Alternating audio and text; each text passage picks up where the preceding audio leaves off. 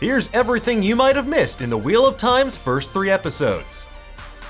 The Wheel of Time turns and ages come and pass, leaving memories that become legend. And now those memories have also become a brand new TV show on Prime Video. The first 3 episodes of The Wheel of Time dropped on Friday, introducing us to the Aes Sedai, the One Power, and the prophecy of the Dragon Reborn. The show's done a terrific job at adapting the first novel in Robert Jordan's expansive series thus far, doling out exposition and action in equal measure. And while the wheel weaves as the wheel wills, you better believe we'll be weaving you a picture of all the Easter eggs, hidden details, and the biggest changes from the book that you might have missed in the Wheel of Time's first 3 episodes. Now, if you prefer to read all about it, our resident Aes Sedai, Amy Radcliffe, has you covered on Nerdist.com. However, to talk about all of this in detail, we need to spoil what happens in the first 3 episodes of the show. So if you haven't seen them yet, make like Egwene and leap to safety.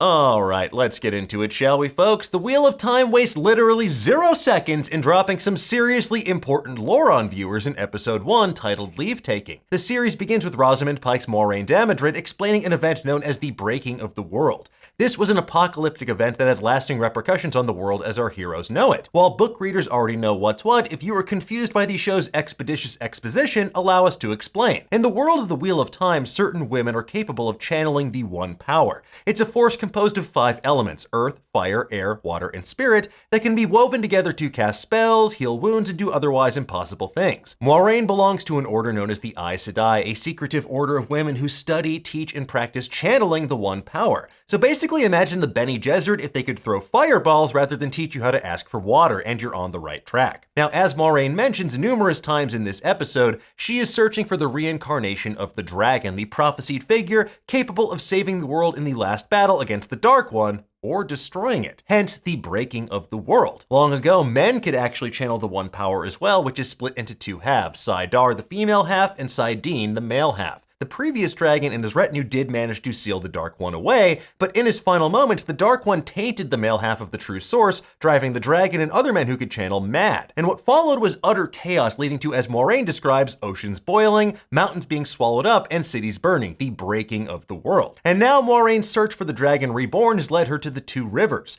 It's a sleepy town where she finds 4 youths that could potentially be this prophesied savior of mankind. Now, one of the biggest changes from the book is that the Aes Sedai don't know if the dragon was reborn as a man or as a woman. Now, this in turn leads to Moiraine believing that Egwene Alvear could be the Dragon Reborn as well, which is a cool way to preserve some mystery for non-book readers out there. And speaking of mysteries for non-book readers, en route to the 2 Rivers, Moiraine mentions to Lan rumors of 4 ta'veren living there. The 4 in question, Rand al'Thor, Perrin Aybara, Mat Cauthon, and Egwene Alvear, are basically the equivalent of Nexus beings in the Marvel Universe. Essentially, ta'veren are the important people around whom the Wheel of Time seemingly bends and twists fate. In the books, it often manifests itself as affecting the probability of events happening around these characters. Basically, they have really high personal RNG, and it's a great way to explain why so much happens to these folks in particular, like every major plot point. Moving on, we come to one of the biggest changes from the book so far, and one that I'm not particularly fond of, and that is Perrin's wife, Layla. While Perrin does have a major love interest in the books later on, Layla was purely invented for the show, and then immediately fridged to give this guy some trauma to overcome. You know, in case his hometown being attacked by giant murder monsters wasn't enough. Now, honestly, I understand the thinking behind it, but if you want to have Perrin deal with the tragic deaths of someone close to him, why not have him accidentally take out his mentor, Master Luhhan, or something like that? But I digress. Speaking of those murder monsters, though, when the Trolloc army attacks the 2 Rivers, amid the chaos, we see Rand and his father Tam fighting off one of these massive shadow spawn in their humble abode. If you look closely at the sword that Tam pulls out from under the bed, it's marked with the symbol of a heron. In the world of the Wheel of Time, heron-marked blades are granted only to those expert swordsmen who achieve the rank of Blade Master. Now, if you need a direct comparison, think of like Valyrian steel swords from Game of Thrones. In the book, though, this is particularly shocking because Rand only knows his dad to be a humble shepherd, not a master swordsman. As for the Trolloc that attacks the al'Thor farm, the big question is whether or not this is Narg. Although the Trolloc appears and dies in the very first pages of a book series with nearly 5 million words, Narg became a fan favorite and a bit of a meme. One of the only Trollocs capable of speaking the human tongue, Narg played dead and waited to ambush Rand, speaking to him and warning of a Fade nearby. You know, Fades, those bastard children of like Nazgul and Voldemort. Anyway, while showrunner Rafe Judkins teased that Narg would appear in the show, we're still gonna be on Narg watch until we get confirmation that this shish kebab shadow spawn on the al'Thor's al'Flor is our smart boy Narg after all. Moving on to episode 2, Shadows Waiting, they introduce some incredibly important factions like the Children of the Light, locations like Shadar Logoth, and they tease some unexpected abilities for our main characters. They also reveal terrifying dreams our characters are having of a demonic-looking man with blazing red eyes, which, spoiler alert, is the Dark One interrupting our heroes' REM cycles. Let's start like the episode does with the Children of the Light, who are essentially the Wheel of Time's equivalent of Knights Templar. Zealous and militaristic extremists, they believe that Aes Sedai are witches and they seek to root out darkness and corruption wherever it may lie. Now, it opens with Aemon Valda taunting an Aes Sedai sister of the Yellow Aja, while showing us the grossest food scene since Denethor chomped on some cherry tomatoes in Lord of the Rings. Now, as we see, Valda cuts off the hands of Aes Sedai he captures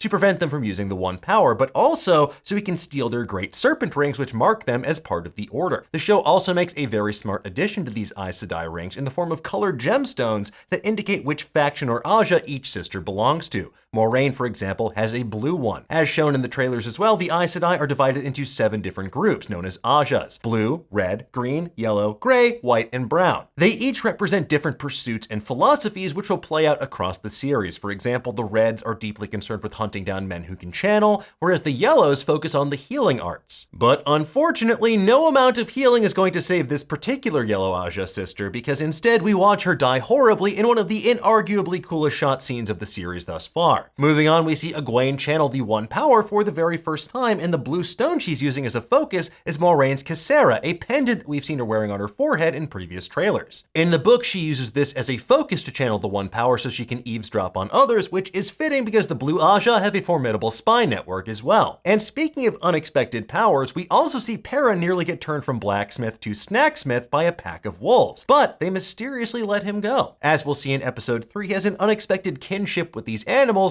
which we'll likely see play out as the series continues. However, yet to be seen is the book character Elias Mashira, who proves crucial in Perrin's education. So fingers crossed he'll pop up at a later date, but of course there is a good possibility he might not have made the cut in this adaptation. And last but not least, we come to the cursed city of Shadar Logoth, or Shadar Logoth as they call it here, which, as Lan explains, means shadows waiting. Formerly known as Aradhol, this cursed city is now haunted by an all-consuming evil, an entity known as Mashadar, which destroys every living being it touches, especially that poor horse. I mean, that was fucking horrible.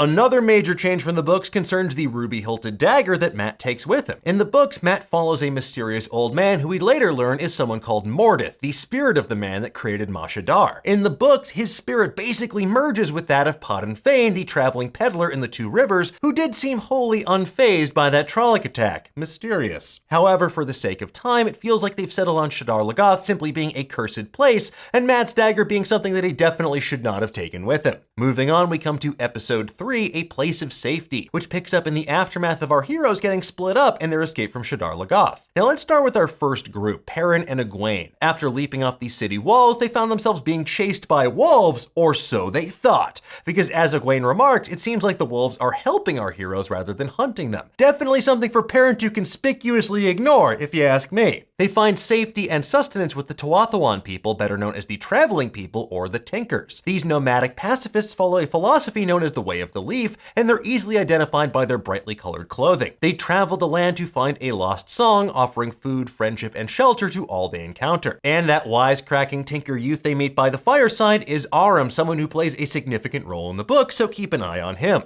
Meanwhile, Rand and Mat find themselves in a dusty mining village where they meet the Gleeman, Tom Marilyn, a major character in the books who also saves our heroes in the nick of time later in the episode. We first meet him in the tavern singing a song about the breaking of the world, and as it turns out, he's much more than a bard. He's also quite handy with throwing knives and graveside wisdom, although the former is much more important for our heroes. And while we saw Podden Fane looking on at the destruction of the Two Rivers completely unfazed, Dana, the friendly tavern maid, is the first character in the show to explicitly be identified as a dark friend. These are people who have secretly pledged themselves to the service of the Dark One in exchange for promises of immortality, power, or wealth. In Dana's case, she wants to bring Rand to the Dark One in exchange for her reward, and so Rand can break the Wheel of Time to stop this cycle of suffering that's playing out generation after generation, especially in towns like this. As we'll see over the course of the series, they are lurking in every corner of the world, often where you least expect it. You know, in case Trollocs, the Children of the Light, and a world-ending prophecy weren't enough even evils in one show already. Now moving back a little bit, the corpse in the gibbet on the outskirts of town that Matt wants to loot, that belongs to one of the Aiel. In the books, the Aiel are a group of desert-dwelling people feared for their prowess as warriors and derided as savages by those who live in cities, towns, and castles on this side of the Aiel Waste, which is the name for the Badlands they call home. They're also marked by their red hair, which we see revealed towards the episode's end. And as Tom explains, when Aiel enter combat, they veil their faces, and that's when you know you're as good as dead. Lastly, we come to Lan, Moiraine, and Nynaeve. After surviving the Trolloc attack in the Two Rivers, Nynaeve catches up with Lan and a gravely injured Moiraine, who did not suffer such a grievous wound like that in the books. Using her knowledge of herbs, Nynaeve is actually able to staunch Moraine's symptoms for a time, long enough for her to wake up and whisper the name Swan. Now, Swan is Swan Sanche, one of Moraine's closest allies in the White Tower, and she also just so happens to be the Amyrlin seat, the reigning leader of the Aes Sedai. Considering that Swan was raised to the Amyrlin seat from the Blue Aja, and these two are very close friends, it makes sense that she would be the one that Moiraine calls out for in her sleep. But as the episode ends, though, we get the payoff to one of the very first scenes in the show, where several Aes Sedai chase down a man who can channel. And while traveling, Moiraine, Lan, and Nynaeve suddenly find themselves face to face with a large group of Aes Sedai, led by Liandrin of the Red Aja, and with them they have a man in a cage. This is Logain, a man who can channel the One Power, and someone they say claimed to be the Dragon Reborn. Considering that Logain's already exhibiting signs of madness caused by channeling the One Power, like seeing someone who's not really there, it's safe to say that he is of great concern to the Aes Sedai. And based on the trailers, we know that not only will we see him being interrogated by a group of Aes Sedai, but channeling the One Power as well. But that, folks, is a problem for future episodes. In the meantime, Moiraine is just relieved they didn't catch one of the Two Rivers team instead. Anyway, folks, there you have it. Those are the biggest Easter eggs, hidden details, and changes from the book that we spotted in the first 3 episodes of The Wheel of Time. Now, obviously, there are some we couldn't get to in the interest of time, but let us know your favorites in the comments below. From here on out, Amazon will release new episodes weekly on Prime Video in their 8-episode first season. And with season 2 already in production, there's no better time to get into this world full of powerful magic, ancient prophecy, and countless meals at innumerable inns. Now, if you've never read The Wheel of Time before, pick up a copy from your local bookstore or library, then make sure you join Nerdist Book Club as they read and discuss The Eye of the World in December. It'll make a great companion piece to watching the show, and it's a series that I can't recommend enough. And if you're daunted by the number of pages, get the audiobook narrated by Michael Kramer and Kate Redding, then thank me later. Anyway, we'll have plenty of Wheel of Time coverage waiting for you on Nerdist.com, but in the meantime, tell us, what did you think of the Wheel of Time so far? Did you spot anything that we missed? Let us know in the comments below, and for the latest and greatest in the world of pop culture, make sure you stay tuned to Nerdist.com.